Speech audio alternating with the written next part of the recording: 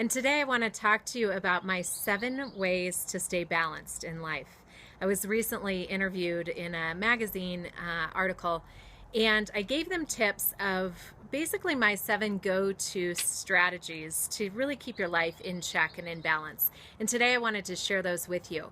I've touched on them a little bit throughout my Liz TV segments, but here I just want to give you the list of the 7 top things that I certainly do in my life to stay balanced.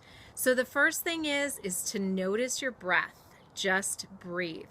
I've given you a informative video on this, the 5-5-7 breath, where I teach you a meditative breath to just bring you back into the present moment. But breath is so important to life because we're constantly holding our breath and we don't even realize it.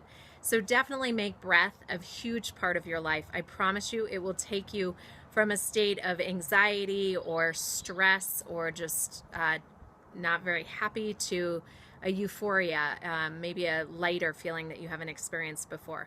So add breath into your life. The second step is to really tame your lion. That's what I like to say. So your body can't distinguish between you being chased by a lion versus having your boss yell at you. So those stressors all affect our body and wreak havoc on our health. I'll be talking a lot more about this, but our cortisol level, which is our stress hormone, always fluctuates depending on what we have going on in our life. And so I want to help you manage how you handle stress, how that cortisol is showing up in your life. So really watch. If you're feeling like you're being chased by a lion all the time throughout your whole day, you need to start to pay attention to how you can react in a different way, a more positive way, so that you're not feeling so stressed by everything that comes into your life and triggers you. So taming your lion, a lot more on that to come in future segments. The third way I want you to really think about balancing your life is to move your body. We were born to move, and I touched on this last week about doing something joyful for exercise, really enjoying what you do, but move your body. Even if it's 30 minutes a day, that's all it takes. 30 minutes. Go on a walk, but move, dance, have a dance party, whatever you need to do, but move your body. Definitely important, and that's my step number 3. Step number 4 is to find more joy and to laugh. Oh my gosh, we take life so seriously. When was the last time you just belly laughed? Find those people in your life that allow you to do that, that bring that side out on you. Or go to a comedian show or watch a funny movie. Watch kids, they're hilarious. But add more joy. Find laughter in your life. It's way too precious to not have it in your daily life.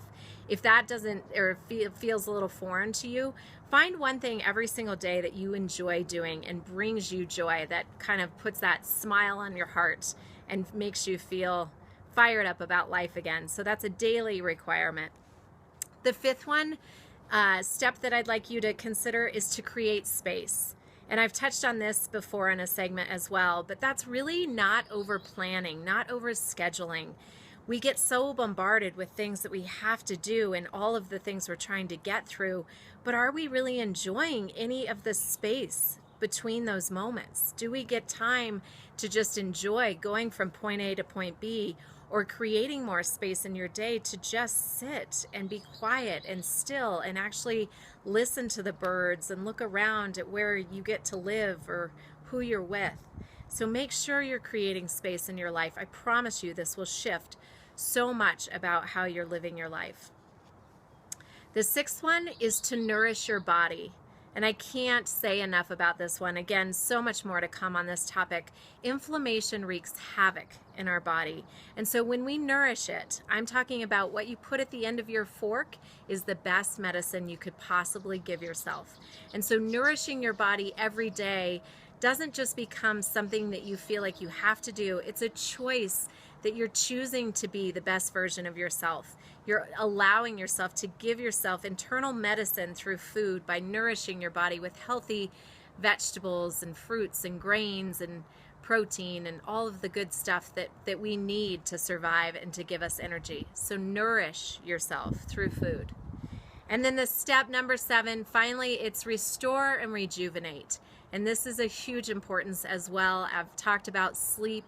Sleep is the number one important factor, I feel like, in health, because we are so sleep deprived and we're wondering why we're taking Ambien and caffeine and have so many frequent flyer miles at Starbucks. And you know, really rejuvenating and restoring your body are so important.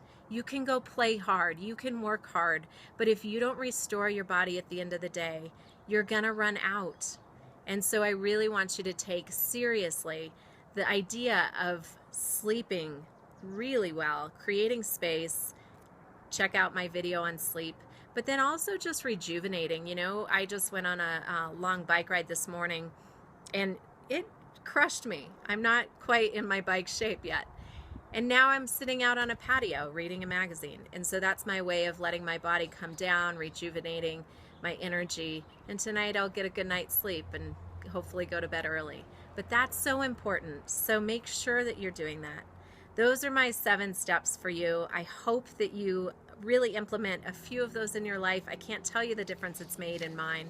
If you want more on all of this, there's an article that I've given you a link to. You can also pick up a local magazine if you live in town. It's the Cordillera Lifestyle Magazine. So those 7 tips are printed in form with a little bit more in-depth description. So look for those, and I look forward to seeing you right back here at Liz TV.